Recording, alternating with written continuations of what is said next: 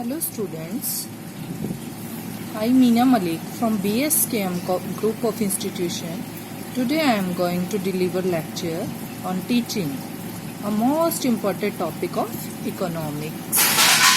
Firstly, we discuss about methodology of economics. Methodology of economics should be divided into two parts. First one is deductive methods and second one is inductive methods.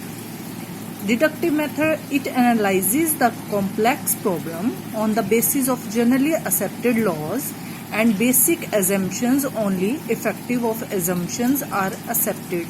It means deductive methods वो हैं जिन laws को हम already accept कर चुके हैं जिनको हम, जैसे कि फॉर एग्जांपल न्यूटन का लॉ है। न्यूटन का लॉ से हम एक्सेप्ट कर देते हैं कि चीज़ें नीचे की तरफ गिरती हैं, हमने ग्रेविटी रूल को एक्सेप्ट किया है। लेकिन उसके बाद चीज़ें नीचे की तरफ गिरती हैं, उसको हमने प्रूव करने के लिए हम आर्ग्यूमेंट की तरफ जाते हैं।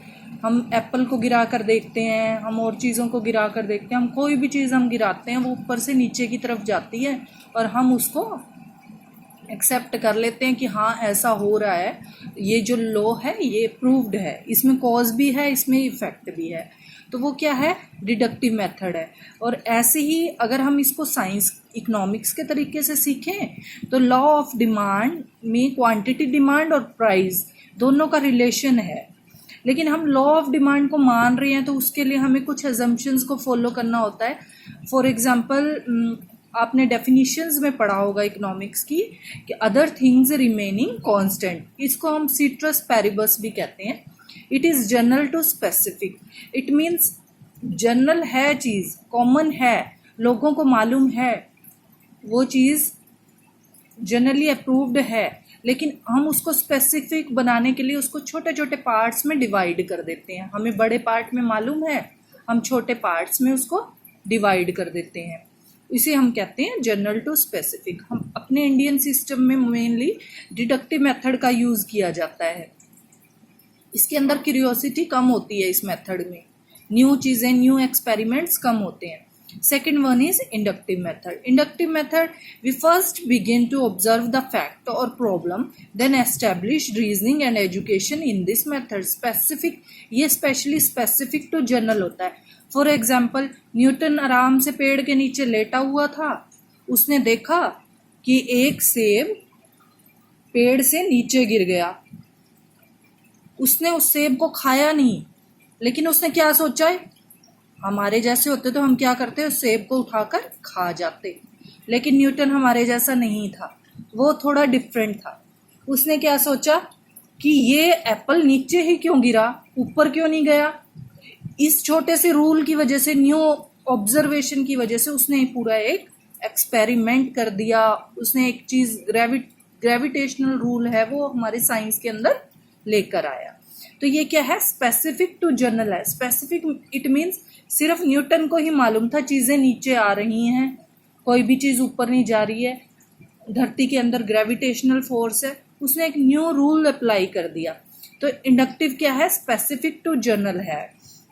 स्पेसिफिक टू जनरल जो टीचिंग होती है वो थोड़ी स्लो तो होती है, बच्चों को सीखने में थोड़ा मुश्किल लगता है फर्स्ट, लेकिन जब वो सीख जाते हैं तो उनकी मेमोरी को वो परमानेंट कर देता है।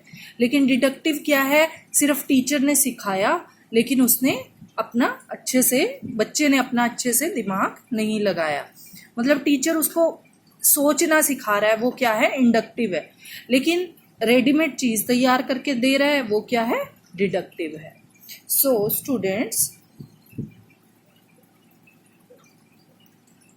इसके अलावा हम अब करेंगे टीचिंग। टीचिंग क्या है, टीचिंग एक प्रोसेस है जिससे एक व्यक्ति दूसरे व्यक्ति को ज्ञान, कौशल, मोटिवेशन, ये सारी चीज़ें सीखने में मदद करता है। और क्या एक टीचर क्या करता है, बच्चे की सोच को पॉजिटिव बनाता है, उसके अंदर पॉजिटिविटी लेकर आता है, वो जिस लेवल पर है उससे कुछ ना कुछ आगे ही बढ़ाता है, उसकी सोच को आगे लेकर जाता है। और उद्देश्यों को ध्यान में रखकर शिक्षण प्रक्रिया को पूरा किया जाता है। टीचर सीखने वाले पे पॉजिटिव इफेक्ट डालता है। इसीलिए कहा जाता है कि टीचिंग साइंस भी है और आर्ट भी है। आर्ट किस लिए है? टीचर किस तरीके से बच्चे को सिखा रहा है, इंटरेस्टिंग तरीके से सिखा रहा है बच्चे को, वो क्या है? एक आर्ट है। और साइंस कैसे है कि जो चीज़ बच्चा सीख रहा है उसका कॉज भी है और उसका इफेक्ट भी है।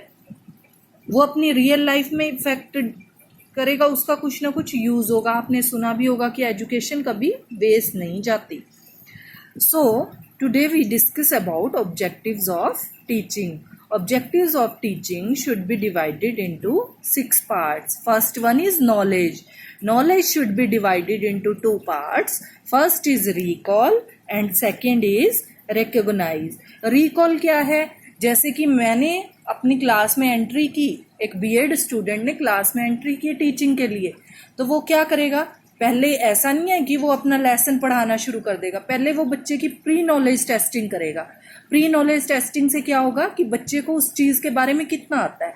मान लो आप उसको बैंक के बारे में करवा रहे हो, तो बैंक के बारे में आप एम्स, ऑब्जेक्टिव्स, फंक्शंस करवाने से पहले आप बच्चे से पूछोगे कि बेटा बैंक क्या होता है, बैंक के क्या फंक्शंस होते हैं, तो वो क्या है? रिकॉल।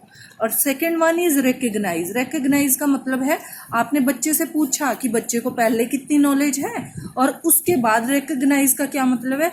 आपने पुरानी नॉलेज को प्लस नई नॉलेज को दोनों को जोड़ के बच्चे के आगे प्रेजेंट किया, वो हमारी क्या है? Knowledge. Knowledge is recall plus recognise is the totality called knowledge. Second one is understanding. Understanding means कि बच्चे ने बैंक के फंक्शंस के बारे में जाना, फिर उसके बाद उसकी अंडरस्टैंडिंग कैसे डेवलप हुई। फॉर एग्जाम्पल, जैसे कि बच्चे को आपने बैंक के बारे में बताया कि बैंक में आप पैसा, अगर आप घर पर पैसा रखते हो तो आपको वहाँ पर डर रहता है आपके पैसे चोरी हो जाएंगे, गुम हो जाएंगे। लेकिन अगर आप पैसा बैंक में डिपॉजिट करा देते हो तो आपको इंटरेस्ट भी मिलेगा, आपके पैसे सिक्योर भी रहेंगे।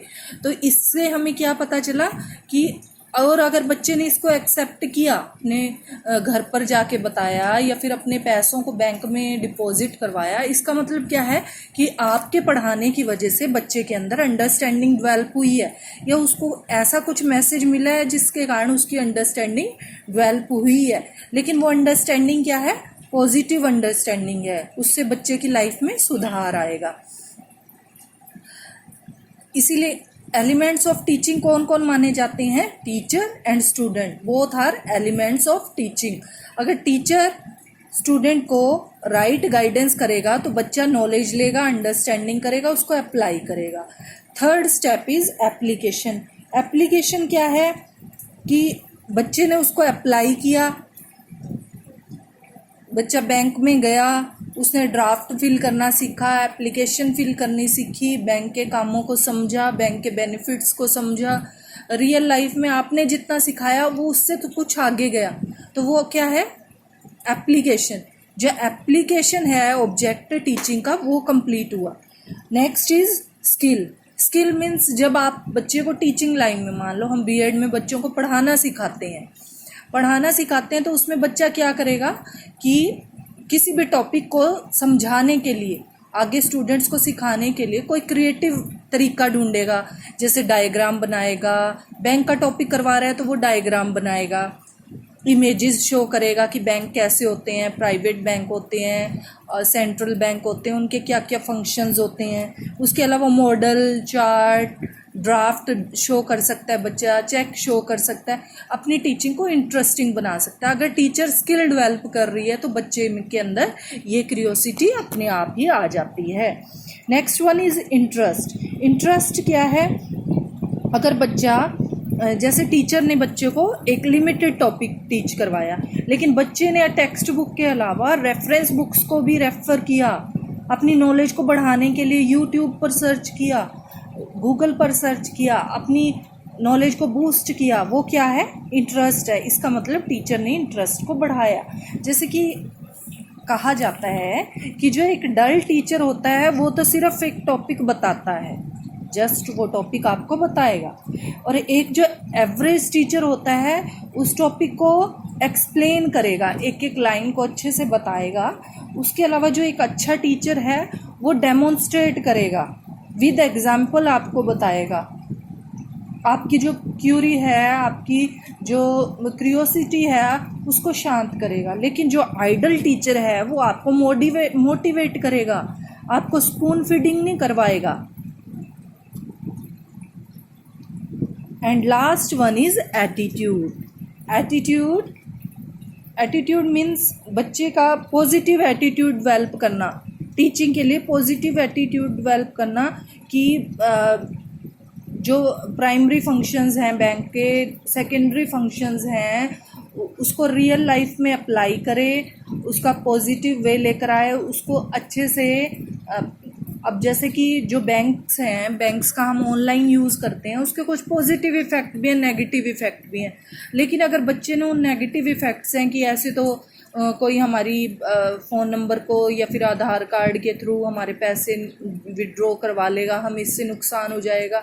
लेकिन हम बच्चे के पॉजिटिव एटीट्यूड डेवलप कर सकते हैं कि अगर हम कुछ प्रिकॉशंस रखते हैं, अपने फ़ोन पर पासवर्ड लगाते हैं, अपना फ़ोन नंबर, अपना आधार कार्ड, अपना अकाउंट नंबर किसी से अगर हम नहीं शेयर करते हैं तो हम ऑनलाइन ट्रांजैक्शन सेफली कर सकते हैं।